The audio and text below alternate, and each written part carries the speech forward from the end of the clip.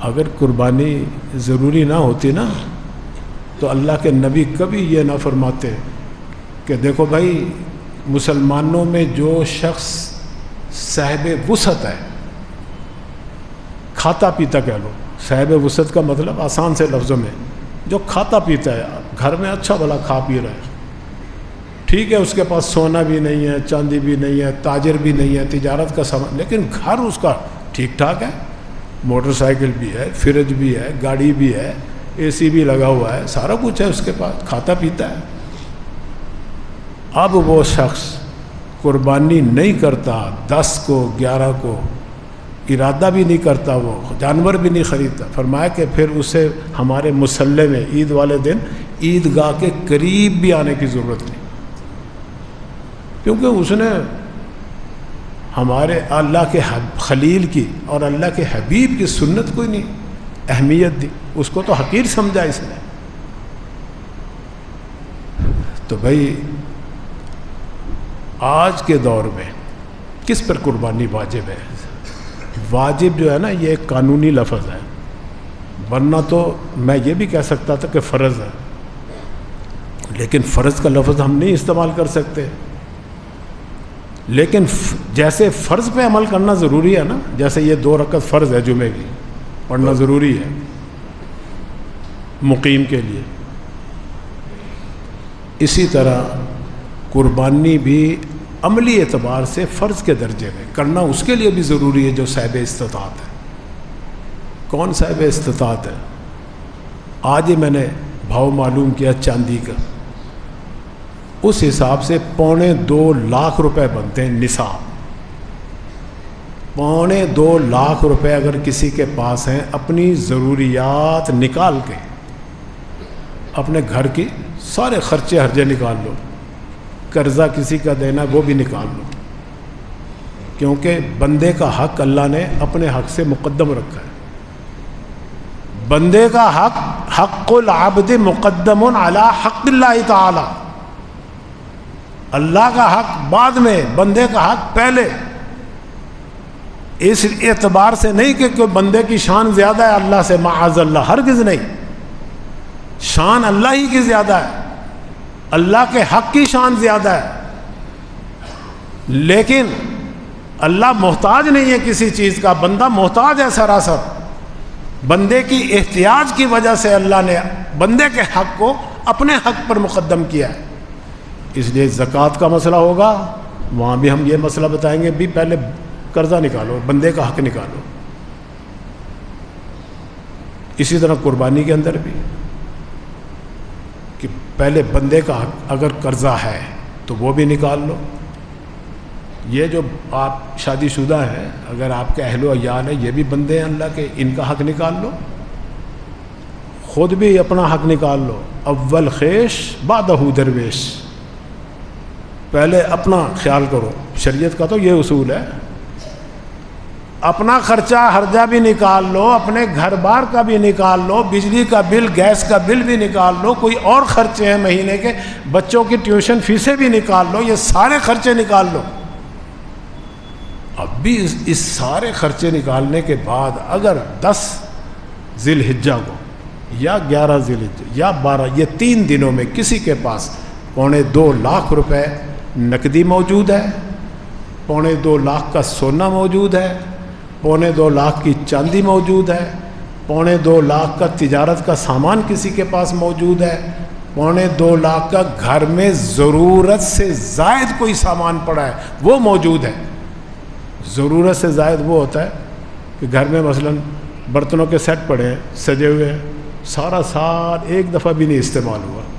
اور بھی سیٹ ہیں وہ استعمال کرتے ہیں، مہمان آ گیا دوسرا سیٹ لے لو، وہ ماربل کا سیٹ یا چینی کا سیٹ ایسے ہی ڈیکوریشن کے لیے رکھا ہوا، وہ ضرورت سے زائد ہے، ان کی قیمت لگا لو۔ کپڑے ہیں، ان کی قیمت لگا لو جو پہنا ہی نہیں سارا سال تم نے، یا ایک دفعہ پہنا باقی سب ایسے ہی پڑا ہے، وہ ضرورت سے زائد ہے۔ آپ 1.5 2 3 لاکھ کی بیٹی کا وہ دلہن کا جو سوٹ ہوتا ہے وہ سلوا کے دیتے ہو آپ، جو ایک ہی دن کے لیے، ایک ہی رات کے لیے پہنتے، باقی پڑا رہتا گھر میں، وہ ضرورت سے زائد ہے، اس کی قیمت لگاؤ۔ اگر ان کی قیمت خواہ وہ کپڑا ہے، خواہ برتن ہے، خواہ جوتے ہیں، خواہ موٹر بائک ہے، کوئی چیز ضرورت سے زائد ہے، 2.25 لاکھ روپے 10 تاریخ کو موجود ہے، تو قربانی اس پہ واجب ہے، ضروری ہے، فرض ہے. نہیں کرے گا تو اللہ تعالیٰ فرماتے ہیں پھر اسے عید پڑھنے کی، نماز پڑھنے کی بھی ضرورت نہیں.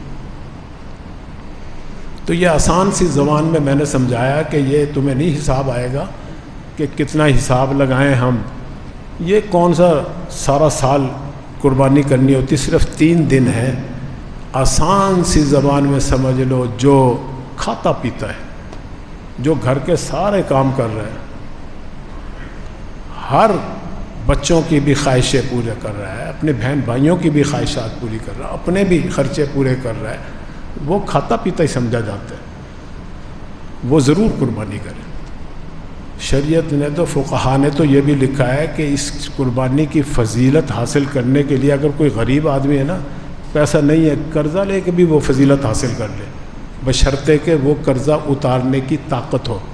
کہ بھی اب تو پیسہ نہیں ہے، جب فصل آئے گی تو میں پیسہ آ جائے گا، میں دے دوں گا. تو ایسا آدمی قرضہ لے کے بھی قربانی کر لے گا تو بڑی فضیلت حاصل ہو جائے گی، اگرچہ واجب نہیں ہے. واجب اسی پہ ہے جو صاحب استطاعت ہے، لیکن شریعت نے منع نہیں کیا غریب آدمی کو اس فضیلت کے حاصل کرنے سے. سرکار دو عالم صلی اللہ علیہ وسلم ہر سال کم از کم 2 قربانیاں کرتے، کم از کم، زیادہ کی کوئی حد نہیں. فرماتے تھے کہ یہ ایک قربانی میری طرف سے، اور یہ جو دوسری میں ذبح کر رہا ہوں یہ میری امت کے ان مسلمانوں کی طرف سے ہے جو مجھ پر ایمان لائے اور میری نبوت کی تصدیق کرتے ہیں، ان کی طرف سے میں کر رہا ہوں کہ انہیں ثواب پہنچے، کہ انہوں نے میری تصدیق کی ہے، میری رسالت کو، میری نبوت کو سچا مانا انہوں نے. دیکھو سرکار نے تو ہمیں یاد رکھا، قربانی میں بھی یاد رکھا، معراج پہ بھی یاد رکھا، ہر جگہ مغفرت دعاؤں میں بھی یاد رکھا. تو بھئی جو صاحب استطاعت ہیں انہیں بھی سرکار کو یاد رکھنا چاہیے کہ اپنی طرف سے بھی کر لے، حضور صلی اللہ علیہ وسلم کی طرف بھی کر لے، اپنے والدین کی طرف سے جو فوت ہو گئے ان کی طرف سے بھی کر سکتا ہے ثواب کی نیت سے، اسے بھی ثواب ملے گا. قربانی اسی کی ہوگی، وہ نفلی قربانی ہوگی، ثواب سارا انہیں ملے گا. ماں والدہ کو کیا ہے، والدہ باپ کو کیا ہے، کسی اور دوست احباب کے لیے کرتا ہے، اپنے بچوں کی طرف سے کرتا ہے، صدقہ بھی ہے. یہ دیکھو ایک گائے ہے نا، اس میں کم از کم 2 حصے بھی ہو سکتے ہیں، ساری گائے ایک حصے، ایک آدمی ایک گائے بھی سارا ایک حصے میں بھی کر سکتا ہے، 3 بھی کر سکتا ہے، 4 بھی کر سکتا ہے، 5، زیادہ سے زیادہ 7 حصے، اس سے زیادہ نہیں کر سکتا. 8 حصے کرے گا تو کسی کی بھی قربانی نہیں ہوگی. ہاں ایک آدمی پوری گائے اپنی طرف سے کر سکتا ہے، ایک ہی قربانی سمجھ کے. 7 حصے بھی کر سکتا ہے کہ ایک میری طرف سے، ایک میری اہلیہ کی طرف سے، ایک میری والدہ کی طرف سے، ایک والد کی طرف سے، ایک سرکار دو عالم صلی اللہ علیہ وسلم کی طرف سے. اب اس میں اگر وہ نیت صدقے کی بھی کر لیتا ہے کہ چلو جی 2 حصے میرے صدقے کی نیت سے، اللہ کی رضا کے لیے، آفات سے، مصائب سے، آلام سے میری حفاظت ہو جائے گی، میرے بچوں کی، یہ بھی جائز ہے.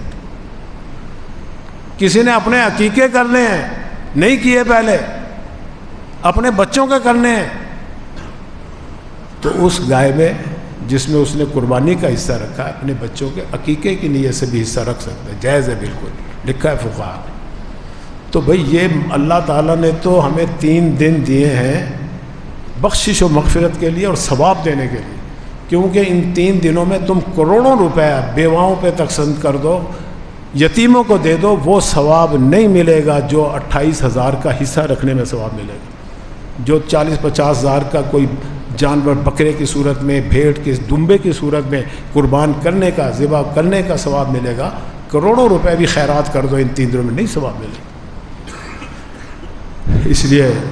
ہر آدمی کوشش کرے. ایک تو یہ اہم بات تھی اس عشرے کے بارے میں 10 تاریخ سے. دوسرا یہ سارا عشرہ جو ہے نا، حدیث میں آتا ہے زیادہ سے زیادہ اللہ کی حمد بیان کرو، اللہ کی تکبیر بیان کرو. تکبیر کا مطلب ہے اللہ اکبر، اللہ اکبر، تحلیل لا الہ الا اللہ، لا الہ الا اللہ. تحمید، حمد بیان کر، الحمدللہ حمدن کثیرا، الحمدللہ حمدن کثیرا. تسبیح سبحان اللہ سبحان اللہ سبحان اللہ، چلتے پھرتے اٹھتے مستحب ہے، ثواب بہت ہے،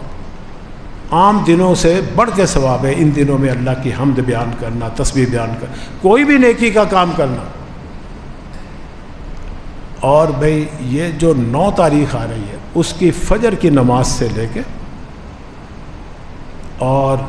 13 ذی الحجہ کی عصر تک ہر فرض نماز کے بعد ایک مرتبہ اللہ اکبر لا الہ الا اللہ واللہ